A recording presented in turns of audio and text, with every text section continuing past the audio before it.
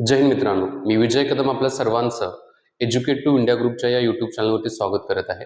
या ठिकाणी आपण तलाठी भरती जी 2026 ची होणार आहे, या तलाठी भरतीचा जो जीके आहे, जनरल नॉलेज, त्याचा एक अभ्यासक्रम या व्हिडिओच्या माध्यमातून एकदम डिटेलमध्ये बघणार आहोत। म्हणजे इतिहास, भूगोल या गोष्टी फक्त मेन्शन केलेल्या असतात, बट त्याच्यामधील कुठल्या मुद्द्यांच्या वरती जास्त भर दिला पाहिजे, कुठल्या मुद्द्यांच्या वरती प्रश्न विचारले जाऊ शकतात, त्या व्हिडिओच्या माध्यमातून बघायचे आहेत। आणखी एक मुद्दा की एक सगळ्यांना कॉमन पडलेला प्रश्न आहे की बाबा एमपीएससीच्या माध्यमातून ही तलाठी भरती घेतली जाणार आहे। बऱ्यापैकी चान्सेस एमपीएससीच्या माध्यमातूनच घेतले जाणार आहे। टीसीएस एक 20% 80-20 रूलमध्ये बघितला 80% एमपीएससी घेईल, 20% पॉसिबिलिटी वाटते की टीसीएस असेल। बट हा आता एमपीएससी घेणारच असेल तर त्यांचा एक सिलेबस पॅटर्न असेल आणि त्या सिलेबस पॅटर्नच्या बेसिसवरतीच आपल्यापर्यंत काय येणार आहे, तर तशा प्रकारचे क्वेश्चन पेपर येणार आहेत। आता इथं जो सिलेबस घेतलेला आहे, जो आतापर्यंत म्हणजे पाठीमागच्या पीवायक्यू बघितला तर त्या बेसिसवरती जे प्रश्न विचारण्यात आलेले आहेत ना, त्या आधारावरती सिलेबस घेतलेला आहे। त्यामुळे इथं फक्त इतिहास हा शब्दाचा उल्लेख केलेला सिलेबसमध्ये, याचा अर्थ इतिहासाचे 3 पार्ट बनतात बघा। एक प्राचीन इतिहास असेल, मध्ययुगीन इतिहास असेल, भारताचा इतिहास, आधुनिक भारताचा इतिहास असेल आणि महाराष्ट्राचा इतिहास असेल, त्याच्यामध्ये मग समाज सुधारक असतील। तर एकदम इलॅबोरेट पद्धतीने काय करायचं, तर इथं अभ्यासक्रम बघायचा। आता तुम्ही इथं बघितलं तर या ठिकाणी बघा तुमच्या लक्षात येईल की इतिहासाच्या बाबतीमध्ये एक सविस्तर माहिती इथे बघणार आहोत। एक इतिहास हिस्ट्री सविस्तर पद्धतीने बघणार आहोत। पहिला जो आहे हा प्राचीन भारताचा इतिहास बघितलेला आहे। म्हणजे प्रश्न विचारताना एकदम डीपली जात नाहीये, वरचे प्रश्न विचारले जातात, फॅक्च्युअल क्वेश्चन्स विचारले जातात, बट आपल्याला त्या पद्धतीने प्रिपेअर करणं गरजेचं आहे आणि त्याच्यासाठीच काय केलं, प्राचीन भारत असं म्हणलेलं आहे। आता प्राचीन भारतामध्ये काय आहे की आता याचा रेफरन्स तुम्हाला कुठे मिळू शकतो की जे 4थीचं, त्याचबरोबर 4थी, 5वी, 6वीची जी पुस्तकं आहेत ना महाराष्ट्र स्टेट बोर्डाची इतिहासाची, तर त्याच्यामध्ये तुम्हाला याचा रेफरन्स भेटून जाऊ शकतो बघा। ओके, म्हणजे प्राचीन भारतामध्ये पूर्व इतिहासमध्ये काही पाषाण युग असेल, याच्यामध्ये पूर्वपाषाण असेल, मध्यपाषाण असेल, नवपाषाण असेल, याचा सगळ्यात बेसिकली रेफरन्स तुम्हाला 4थी, 5वी, 6वीच्या पुस्तकांच्या मध्ये इतिहासाच्या मध्ये मिळू शकतो। एक पूर्व इतिहास असेल। नंतर सिंधू संस्कृतीच्या बाबतीमध्ये, आता सिंधू संस्कृती जी आहे ज्याला आपण हडप्पा संस्कृती म्हणतो ना, तर त्याच्या बाबतीमध्ये तिथली नगर रचना कशा प्रकारची होती, अर्थव्यवस्था कशा प्रकारची होती, कोणते धर्म होते आणि कोणत्या प्रकारच्या कला होत्या, याच्यावरती प्रश्न विचारले जाऊ शकतात। ओके, आणि याच्या अगोदर विचारलेत, फक्त सोपे प्रश्न आहेत। त्यामुळे 4थी, 5वी, 6वीचं जे काही महाराष्ट्र स्टेट बोर्डाचे पुस्तक असतील ना, ते तुम्ही जर ओव्हरलुक केलं तर तुम्हाला हे प्रश्नांची उत्तरे मिळून जातील। पुन्हा मुद्दा सांगतो की जो इतिहास हा शब्द घेतलाय त्याच्यावरती अशा प्रकारचा काय होतं, सिलेबस तयार होते। मी या ठिकाणी घेत आहे, काही मॉडिफिकेशन पण होऊन आपल्यापर्यंत येईल, बट हा आपल्याला आत्ता अभ्यास करताना भविष्याचा विचार न करता आतापर्यंत जो प्रश्न विचारण्यात आलेला आहे त्याचा रेफरन्स घेतला पाहिजे। नंतर वैदिक काळ, आता वैदिक काळामध्ये ऋग्वैदिक असेल, नंतर उत्तर वैदिक समाज असेल, याच्यावरती प्रश्न विचारले जाऊ शकतात। नंतर महाजनपदे असतील, बौद्ध आणि जैन धर्म असेल, हे पण माहिती असणं गरजेचे आहेत बघा। नंतर मौर्य समाज, मौर्य समाजामध्ये चंद्रगुप्त असेल, बिंदुसार असेल, सम्राट अशोक असेल, तर यांच्यावरती काही रेफरन्स क्वेश्चन विचारले जाऊ शकतात। सम्राट अशोकांनी जे काही बौद्ध धर्माच्या प्रचारासाठी कुठे कुठे पाठवले होते अनुयायी वगैरे, तो पण रेफरन्स देऊ शकतो। नंतर गुप्ता काळ असेल, याच्यामध्ये प्रशासन कशा प्रकारचं होतं, कला कशा प्रकारची होती, विज्ञान कशा प्रकारचं होतं, तर हे गुप्ता कार्यकाळाच्या बाबतीमध्ये असू शकतं। ठीक आहे, म्हणजेच इथं प्राचीन भारताच्या इतिहासामधील हे 6 महत्वाचे मुद्दे आहेत।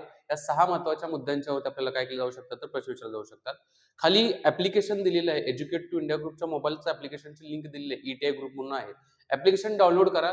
जीकेचा जो संपूर्ण सिलेबस जो आहे ना, मी स्वतः शिकवणार आहे, त्याचा छोटासा कोर्स असेल, तो कोर्स लवकरच लॉन्च केला जाईल। खाली त्याचं काय केलं तर ऍप्लिकेशनची लिंक आहे, प्लस जीके वरती 1000+ एमसीक्यूज जे आहेत ते एमसीक्यूज मी स्वतः तुमच्याकडून प्रॅक्टिस करून घेणार आहे, टेस्ट सिरीज पण घेणार आहे। त्यामुळे ऍप्लिकेशन डाउनलोड करून ठेवा, जेणेकरून ज्या ज्यावेळी कोर्स लॉन्च होईल ना, तुमच्यापर्यंत त्याची नोटिफिकेशन येईल। नंतर त्याच्यानंतर आहे मध्ययुगीन भारताचा इतिहास। आता मध्ययुगीन भारताच्या इतिहासाच्या बाबतीमध्ये काय काय देण्यात आलेले आहे, 3-4च महत्वाचे मुद्दे आहेत की मध्ययुगीन भारताच्या इतिहासाच्या संदर्भातले काय काय म्हटलं जाते।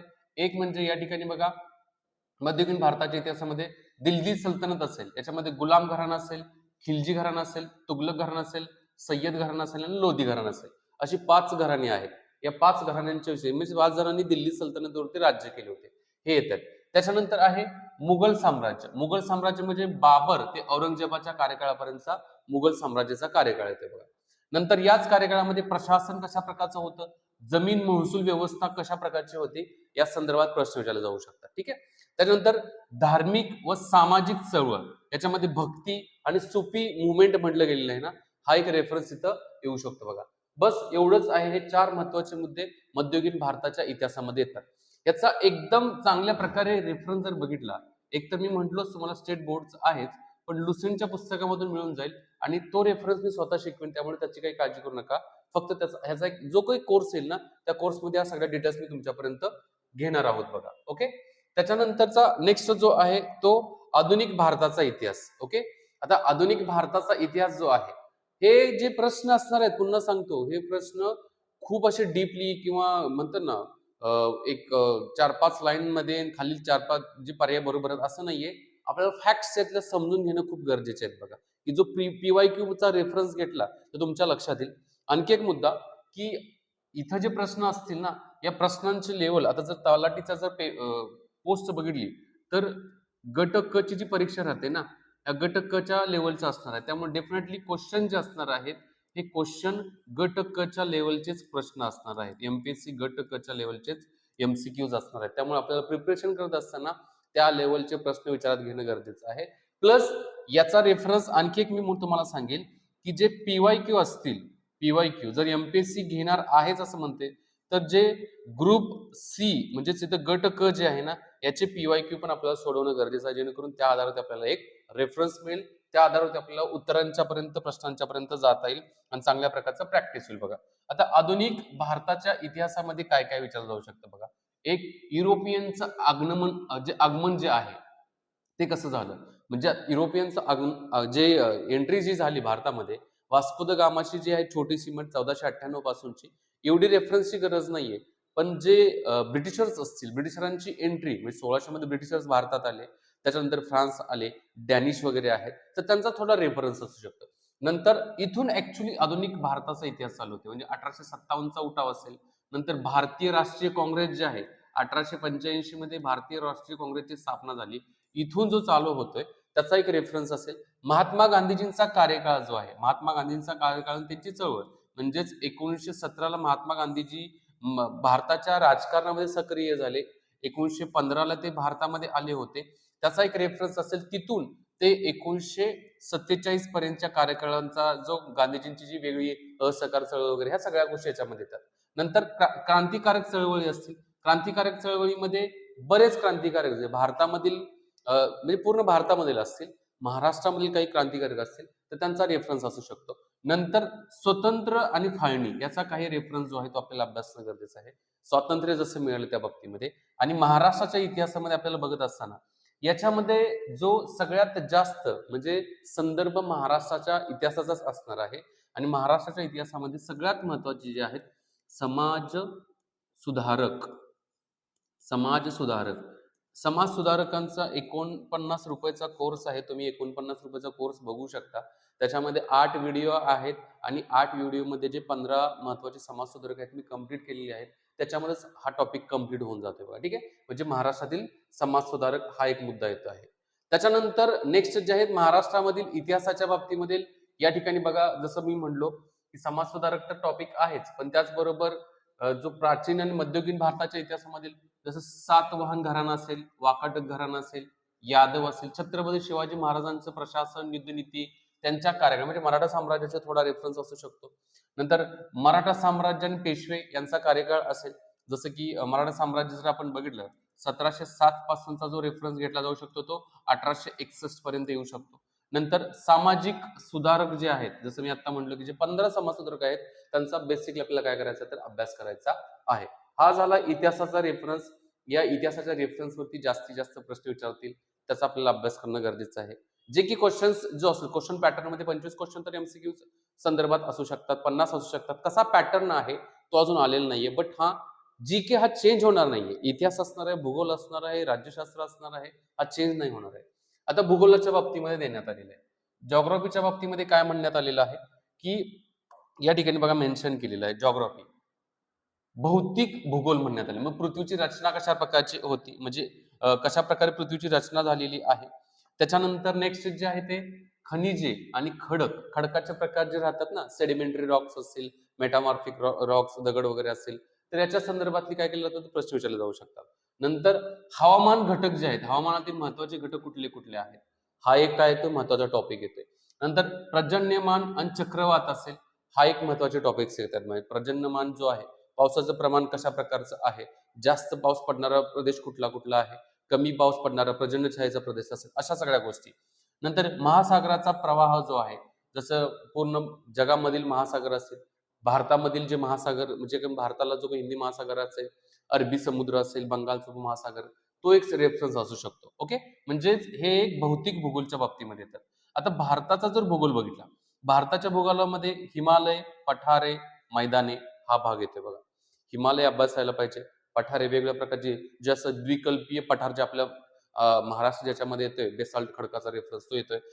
मैदानी प्रदेश म्हणजे उत्तर भारतीय मैदानी प्रदेश असतील, उत्तर असेल, दक्षिण भारतीय मैदानी प्रदेश असेल, तो असेल.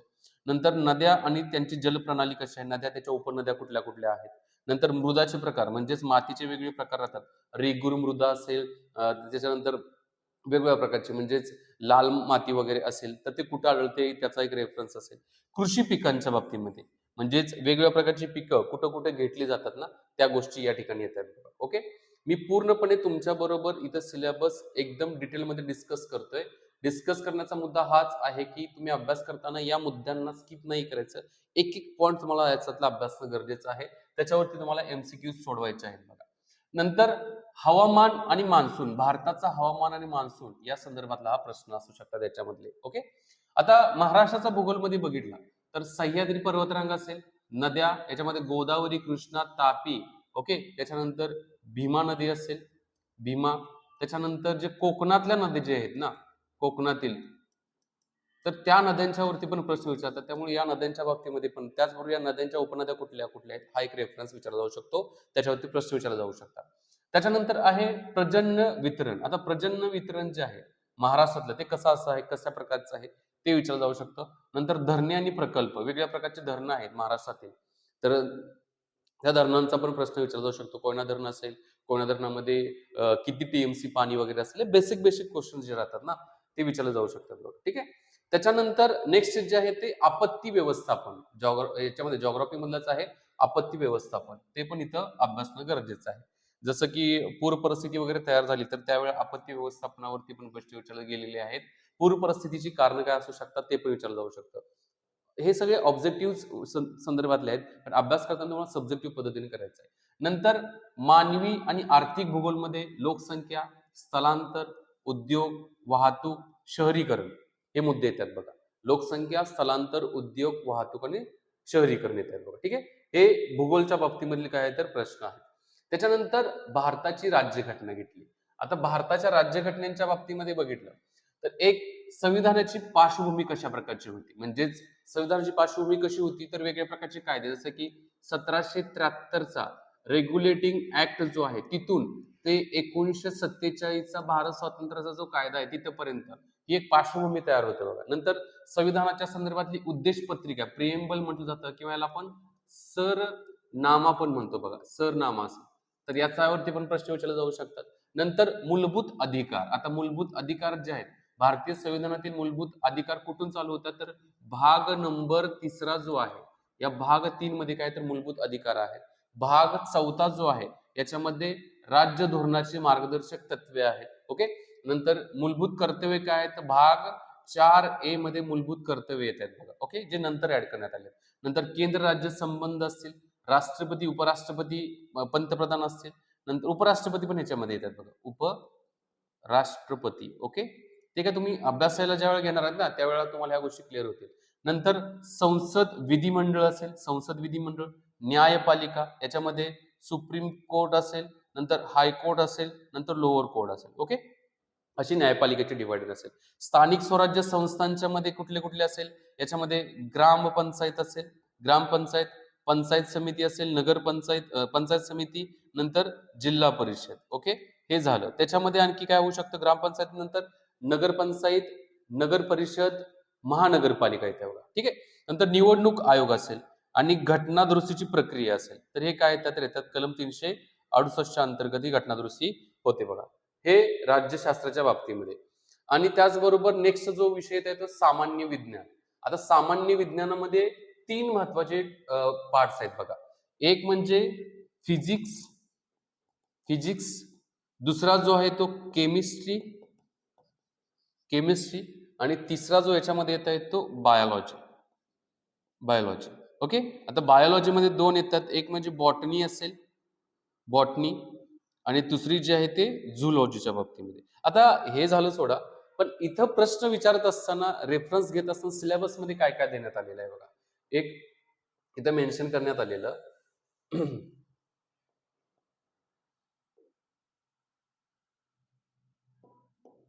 हा, भौतिकशास्त्र आपण फिजिक्स म्हणतो. फिजिक्सच्या बाबतीमध्ये गतीचे नियम असतील, उष्णता, प्रकाश, विद्युत व चुंबकीय चुंबकत्व जे राहतं ना, याचा रेफरन्स त्याच्यावरचे प्रश्न असतील. त्याच्यानंतर रसायनशास्त्राच्या बाबतीमध्ये आपण त्याला केमिस्ट्री म्हणतोय. केमिस्ट्रीच्या बाबतीमध्ये काय काय येते बघा. केमिस्ट्री एक म्हणजे या ठिकाणी काय मेन्शन करण्यात आलं केमिस्ट्रीच्या बाबतीमध्ये, अणुरेणू असेल, नंतर आम्ल, क्षार, मीठ असेल. ओके, आम्ल, क्षार, मीठ.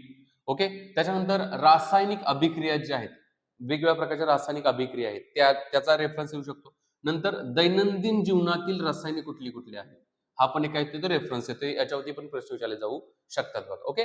नंतर जीवशास्त्र म्हणजे बायोलॉजी आपण म्हणतो, मानवी शरीर असेल, पोषण, पोषण मध्ये जे काही आपण म्हणतो ना, जीवनसत्व वगैरे ए बी सी डी, जे जीवनसत्व त्याच्यावरती. नंतर रोग आणि त्याचे प्रतिबंध कुठले कुठले औषध आहेत ते. नंतर वनस्पती प्राणी वर्गीकरण असेल, पर्यावरण आणि त्याची परिसंस्था असेल, हे मुद्दे येतात बघा. त्याच्यानंतरचा सगळ्यात महत्वाचा भाग जो येतो तो चालू घडामोडीच्या बाबतीमध्ये. आता चालू घडामोडी जे आहेत, त्या चालू घडामोडी कशा प्रकारच्या असणार आहेत बघा. राष्ट्रीय आंतरराष्ट्रीय लेवलच्या चालू घडामोडी येतील बघा. एक राष्ट्रीय लेवलचे असेल, आंतरराष्ट्रीय लेवलचे असेल. त्याच्यानंतर शासन निर्णय जे असतात, जी आर वगैरे असतात, या जी आर वरती पण प्रश्न विचारले जाऊ शकतात. वेगवेगळ्या प्रकारचे जी आर येतात, गव्हर्नमेंट रिझॉल्युशन्स असतील तर ते असतील. नंतर योजना असतील, काही धोरणं असतील, काही महत्वाच्या गव्हर्नमेंटच्या ज्या स्कीम्स असतात ना, त्याचबरोबर काही पॉलिसीज असतात, पॉलिसीज ज्या रिसेंटली 2025-26 ची रिलेटेड असतील ना, तर त्या पॉलिसीवरती प्रश्न विचारले जाऊ शकतात. अर्थसंकल्प असेल, आता ज्या तुमची एक्झाम जर आता मे जून नंतरच होईल मोस्टली, तर त्या संदर्भातला अर्थसंकल्प 2026चा जो अर्थसंकल्प आहे याच्यावरती प्रश्न विचारला जाऊ शकतो. नंतर काही अहवाल आणि निर्देशांक असतील. आता राष्ट्रीय लेवलचे अहवाल असतील, जसं वर्ल्ड बँकेचा असेल, नंतर IMF चा अहवाल असेल, त्याच्यानंतर नंबर ऑफ म्हणजेच IMF, वर्ल्ड बँक, नंतर वर्ल्ड इकॉनॉमिक फोरम असेल, यांचा अहवाल असेल, तर त्याच्यावरती प्रश्न विचारतात. नंतर पुरस्कार असतील. आता पुरस्कारामध्ये बघितलं तर राष्ट्रीय लेवलचे म्हणजे इंटरनॅशनल पुरस्कार जे राहतात ना, जसं पीस प्राइज वगैरे असतील, नोबेल प्राइज उदाहरणार्थ मी म्हणेल नोबेल. ओके. तसंच नॅशनल लेवलचे जर आपल्या राष्ट्रीय लेवलचे बघितले तर राष्ट्रीय लेवलचे कुठले आहेत, त्याच्यामध्ये भारतरत्न असेल, पद्मविभूषण, पद्मभूषण, पद्मश्री असेल, महाराष्ट्र भूषण असेल, हे पुरस्कार येतात बघा. नंतर क्रीडा क्षेत्राच्या बाबतीमध्ये जे काही महत्वाचे काही रेकॉर्ड ब्रेक वगैरे केले असतील तर त्याच्यावरती पण प्रश्न विचारले जाऊ शकतात. ठीक आहे. त्याच्यानंतर नेक्स्ट जे आहे ते विज्ञान आणि तंत्रज्ञान. आता विज्ञान तंत्रज्ञान या संदर्भात जसं की वेगवेगळ्या प्रकारचे भारताचे जे काही मिसाईल्स वगैरे असतील, मिसाईल्स असतील, त्याचबरोबर काही प्रमाणामध्ये भारताच्या माध्यमातून वेगवेगळ्या प्रकारच्या टेक्नॉलॉजी डेव्हलप केलेल्या असतील तर ते विज्ञान आणि तंत्रज्ञानामध्ये येतात. पर्यावरणामध्ये, पर्यावरण हा एक भाग येतो बघा, म्हणजे कार्बनच्या बाबतीमध्ये वेगवेगळ्या प्रकारच्या ज्या, जसं पॅरिस क्लायमेट अग्रीमेंट झालं होतं त्याच्यावरती कोप्स असतील, म्हणजे कॉन्फरन्स ऑफ द पार्टीज वगैरे असतील, याच्यावरचे जे काही जे महत्वाचे फॅक्च्युअल क्वेश्चन्स राहतात ना, ते तयार होतात. आणि याचा सगळ्यात मध्ये महाराष्ट्राचा विशेष काय राहतो तर करंट अफेअरचा रेफरन्स राहतो. ओके. 2025 वाटल्यास करंट अफेअरचा माझा छोटासा कोर्स आहे 99 रुपयाचा, तो बघू शकता. त्याच्यामध्ये तुम्हाला प्रत्येक महिन्याचे करंट अफेअर जवळ 300-400 MCQs दिलेले आहेत, MCQs आहेत, त्याची उत्तरं देण्यात आलेली, ते बघू शकता तुम्ही कोर्स. नंतर माहितीचा अधिकार अधिनियम 2005 जो RTI कायदा, त्याचा उद्दिष्ट काय होते, माहिती म्हणजे काय, सार्वजनिक प्राधिकरण म्हणजे काय, माहिती अधिकारी, अर्ज प्रक्रिया कशी असते, अपील प्रक्रिया कशी असते, ही माहितीच्या अधिकारामधली मुद्दे येतात बघा. ओके. त्याच्यानंतर नेक्स्ट दंड व शिक्षेची तरतूद काय माहितीच्या अधिकारामध्ये, वगळलेली माहिती कुठली असू शकते, CIS व SIC हे काय आहे, हे पॉइंट्स येतात माहितीच्या अधिकारामध्ये. त्याच्यानंतर माहिती तंत्रज्ञान. ओके. आता हा टॉपिक खूप खूप खूप काय झालेला आहे तर हे झालेलं आहे, ज्वलंत टॉपिक आहे, बर्निंग टॉपिक आहेत माहिती तंत्रज्ञान इन्फॉर्मेशन टेक्नॉलॉजीमध्ये. याच्यामध्ये संगणकाचे काही मूलतत्वे असतील, जसं हार्डवेअर सॉफ्टवेअर असेल, ऑपरेटिंग सिस्टीम कुठली असू शकते, जसं अँड्रॉइड आहे, iOS वगैरे आहे. नंतर इनपुट आउटपुट डिव्हाइस कुठले कुठले आहेत, HDMI वगैरे आहेत ना ते. त्याच्यानंतर इंटरनेट नेटवर्क जे आहे, WWW ब्राउझर असेल, ईमेल असेल, क्लाउड कम्प्युटिंग असेल, नंतर सायबर सिक्युरिटीज असेल. हा एक टॉपिक खूप महत्वाचा आहे, सायबर सिक्युरिटीज. करंटला रेफरन्स पण याचा विचारला जाऊ शकतो. ठीक आहे, म्हणजे हे मुद्दे येतात कशाच्या बाबतीमध्ये, माहिती तंत्रज्ञानाच्या बाबतीमध्ये. पुढे आणखी काय आहे की MS ऑफिसमध्ये. MS ऑफिसमध्ये काय सांगण्यात आलेलं आहे की MS वर्ड असेल, नंतर MS एक्सेल असेल, MS पॉवर पॉइंट असेल, डिजिटल इंडियाच्या संदर्भातला गव्हर्नन्स असेल, UPI डिजिटल पेमेंट असेल, सायबर कायदे असतील, IT ऍक्ट 2000 चा असेल. ओके, म्हणजे हे काय येतात तर सगळे IT संदर्भातले, इन्फॉर्मेशन टेक्नॉलॉजी संदर्भातले येतात. आणि काही इतर रेफरन्स जनरल टॉपिक्स, जसं की काही प्रमाणामध्ये भारतीय अर्थव्यवस्थेच्या बाबतीमधील काही GDP वगैरे हा एक संदर्भ विचारला जाऊ शकतो. नंतर पंचवार्षिक योजना असतील, शाश्वत विकास सस्टेनेबल डेव्हलपमेंट, जसं SDG आहे युनायटेड नेशनचं 2015 ते 2030 पर्यंतचं. तर याच्यावरती जे काही 17 SDGs आहेत ना, त्याच्यावरती प्रश्न विचारले जाऊ शकतात. नंतर पर्यावरण व जैवविविधतेच्या बाबतीमध्ये असेल, आपत्ती व्यवस्थापन असेल, सामाजिक प्रश्न आणि नैतिकता आणि मूल्य, बेसिक सम क्वेश्चन्स असे विचारले जाऊ शकतात की इथिक्स आणि इंटिग्रिटी रिलेटेड असू शकतात. ठीक आहे, म्हणजेच अशा प्रकारे काय आहे तर हा संपूर्ण जीकेचा विस्तृत अभ्यासक्रम मी तुमच्या बरोबर डिस्कस केलेला आहे. अभ्यासक्रमाची PDF पण खाली ऍप्लिकेशन आहे ना, त्या ऍप्लिकेशन वरती जे फ्री मटेरियल आहे त्याच्यावरती हे पूर्ण अभ्यासक्रमाची मी PDF तिथे ठेवेन. त्या ऍप्लिकेशन त्याच्यामधून ती PDF डाउनलोड करा, लिहून काढा हे पॉईंट्स, जेणेकरून तुम्ही ज्या ज्या वेळेला अभ्यासाला बसाल त्या त्यावेळेला ह्या पॉईंट्सना तुम्हाला काय करायचं आहे तर अभ्यासायचं आहे. आता एक तुम्हाला मी मुद्दा सांगतो की जो आपण इतिहासाच्या बाबतीमध्ये बघितला, इतिहासाच्या बाबतीमध्ये थोडा प्राचीन प्राचीन आणि मध्ययुगीन जो इतिहास आहे, मध्ययुगीन या इतिहासाला थोडं पाठीमागे ठेवा आणि आधुनिक भारताचा, आधुनिक महाराष्ट्राच्या इतिहासातून सुरुवात करा.